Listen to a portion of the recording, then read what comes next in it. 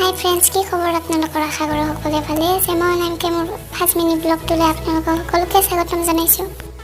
আজি আমি গৈ আছোঁ ৰঙিয়াৰ এখন পাৰ্কলৈ। বলক ভিডিঅ'টো শেষলৈকে চাব।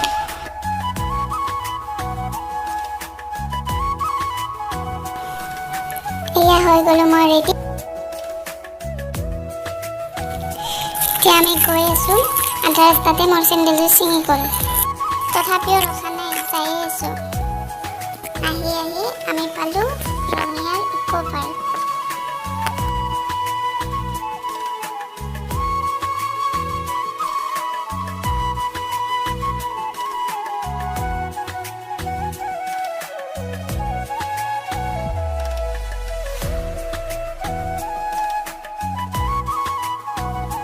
ভিডিঅ'টো কেনে লাগিছে ক'বচোন।